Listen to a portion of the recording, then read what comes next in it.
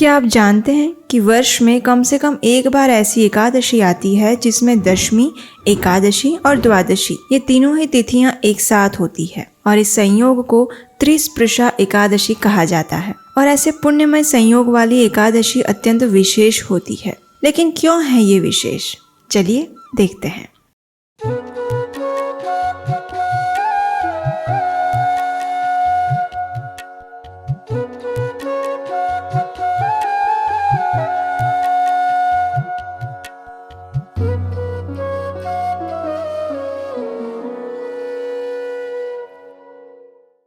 हरे कृष्णा। कूर्म पुराण में बताया गया है, एकादशी द्वादशी च रात्रि शेषे त्रयोदशी त्रिभिर्मिश्रा तिथि प्रोक्ता सर्व पाप हरा स्मृता।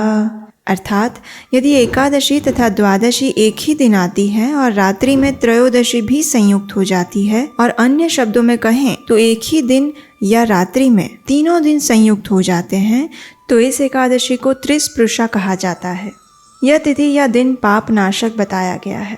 ऐसा ही कुछ हरि भक्ति विलास में भी कहा गया है, त्रिस्पृशा एकादशी यत्र तत्र सन्निहितो हरिः तामेवोपसते कामी अकामो विष्णु तत्परः। अर्थात त्रिस्पृशा एकादशी में स्वयं भगवान हरि वास करते हैं। प्रत्येक भक्त भले ही वह निष्काम हो या सकाम, उसे त्रिस्पृशा महाद्वादशी के दिन उपवास करना चाहिए। ऐसे ही महापातक नाश करने वाली महत्वपूर्ण त्रिस्पृशा एकादशी इस बार आ रही है 18 जनवरी 2023 को। इसका नाम है षटतिला एकादशी। और आपको जानकर आश्चर्य होगा कि सामान्य रूप से एकादशी के दिन तिल खाना वर्जित होता है, लेकिन यही एक ऐसी एकादशी है जिसमें विशेषकर तिल ही खाने की महिमा बताई गई है। चलिए इस संदर्भ में एक सुंदर पौराणिक कथा सुनते हैं। एक समय युधिष्ठिर महाराज ने भगवान श्री कृष्ण से पूछा, हे जनार्दन, माघ मास के कृष्ण पक्ष में कौन सी एकादशी आती है और उसका महत्व क्या है? कृपया इस विषय में विस्तार पूर्वक बताएं। भगवान श्री कृष्ण ने मंद स्मित के साथ पुलत्स्य मुनि द्वारा दालभ्य ऋषि को कही गई कथा कहना प्रारंभ किया। दालभ्य ऋषि ने अति विद्वान पुलत्स्य मुनि से कहा, हे मुनिवर, मृत्यु लोक का प्रत्येक प्राणी पापमय प्रवृत्ति में संलग्न है। उसे नरक की यातना से बचाने के क्या उपाय हैं? पुलत्स्य मुनि ने उत्तर दिया, हे महाभाग, माघ मास के कृष्ण पक्ष में आने वाली एकादशी को षटतिला एकादशी के नाम से जाना जाता है। इस समय मनुष्य को स्नान करके इंद्रियों को संयम में रखकर एकादशी व्रत का पालन करना चाहिए। पौराणिक समय में एक ब्राह्मणी रहती थी। ब्रह्मचर्य का पालन करते हुए वह भगवान की आराधना करती थी और व्रत उपवास का पालन करती थी, लेकिन कभी भी उसने किसी ब्राह्मण या देवताओं को अन्न का दान नहीं दिया था। अनेक यज्ञ और तपस्या के कारण उसका शरीर और जीवन तो शुद्ध हो गया था, लेकिन उसने कभी भी अन्न का एक दाना भी किसी को दान में नहीं दिया था। इस प्रकार अन्नदान की उपेक्षा करने के कारण उसकी तपस्या अधूरी थी। एक दिन उसकी परीक्षा लेने के लिए भगवान श्री कृष्ण ब्राह्मण के रूप में उसके घर गए और अन्न की भिक्षा मांगी। उस ब्राह्मणी ने ब्राह्मण के वेश में आए हुए भगवान से पूछा कि आप कहाँ से आए हैं? भगवान ने जानबूझकर कुछ नहीं कहा, इसलिए क्रोध में आकर उस ब्राह्मणी ने भगवान के भिक्षा पात्र में मिट्टी डाल दी। ये देखकर भगवान चुपचाप वहां से वापस आ गए। अपनी तपस्या और व्रत पालन से वह भगवान के धाम तो पहुंच गई, लेकिन वहां उसे संपत्तिहीन और कांतिहीन एक महल प्राप्त हुआ, जहां अन्न की या भोजन की कोई व्यवस्था नहीं थी। जब उस ब्राह्मणी ने ये देखा तो वह क्रोध में आकर भगवान से पूछने लगी, हे जनार्दन, मैंने सभी व्रत और तपस्या का पालन किया और आपकी उपासना की, फिर भी मुझे अन्न का अभाव क्यों मिला? ये सुनकर भगवान ने उत्तर देते हुए कहा, हे साध्वी, तुम अपने घर लौट जाओ।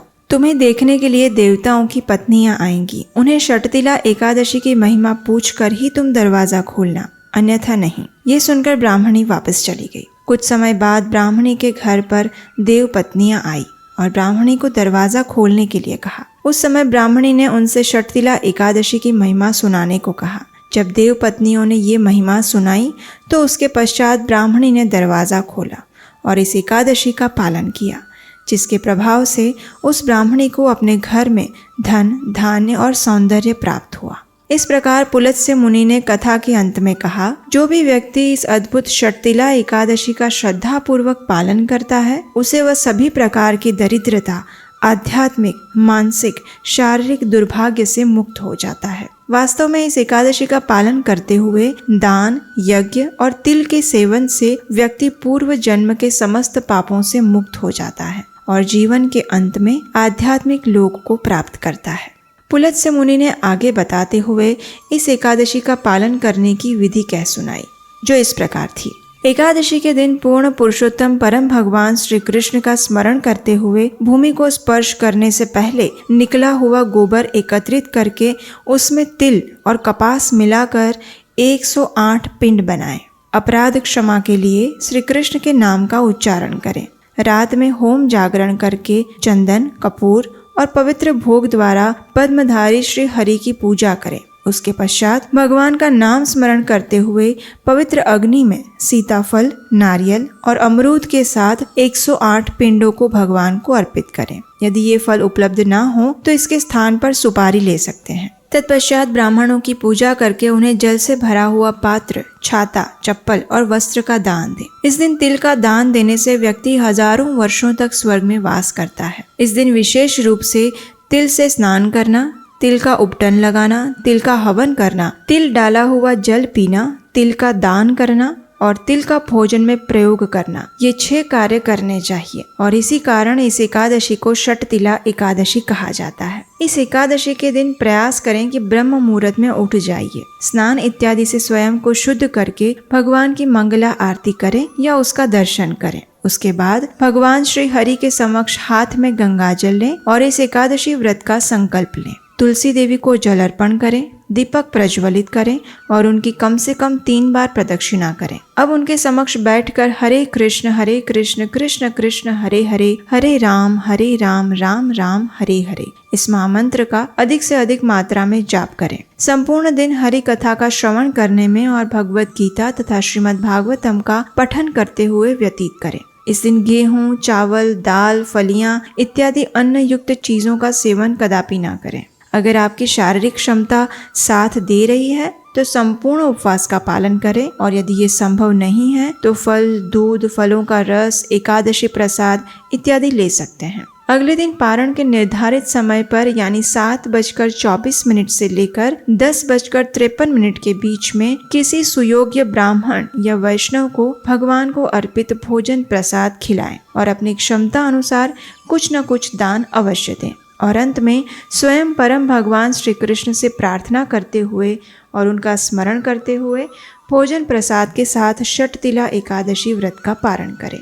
अब देखिए, सिर्फ माघ मास में ही ये एकादशी क्यों आती है जिससे हमारे शास्त्रों में तिल खाने का प्रावधान किया गया है? इसका कारण है कि ये एकादशी सर्दियों के समय में आती है और ऐसे ठंडे वातावरण में तिल वैसे भी शरीर के लिए स्वास्थ्यप्रद होते हैं। तभी तो हम मकर संक्रांति या उत्तरायण के समय जनवरी में तिल के लड्डू, रेवड़ी इत्यादि चीजें खाते हैं। यही है हमारी वैदिक संस्कृति की वैज्ञानिक सुंदरता। अगर आप ऐसे ही प्रमाणभूत तथ्यों से भरे इंटरेस्टिंग वीडियोस हमेशा देखना चाहते हैं जिसमें अध्यात्म और विज्ञान दोनों का समन्वय हो और जिसमें आपके हर क्यों का जवाब हो, तो आपके अपने इस चैनल उपदेशाष्टकम को सब्सक्राइब करना मत भूलिए। और अगर ये वीडियो अच्छा लगा हो तो इसे लाइक जरूर करें और ज्यादा से ज्यादा लोगों तक उसे पहुंचाएं। वैदिक सभ्यता की धरोहर को आगे बढ़ाने के इस अभियान में अगर आप हमारे सहयोगी बनना चाहते हैं तो स्क्रीन पर दिए गए नंबर पर आप हमें अपना आर्थिक योगदान भेज सकते हैं। तो चलिए, वर्ष में एक ही बार आने वाली इस विशेष षटतिला एकादशी का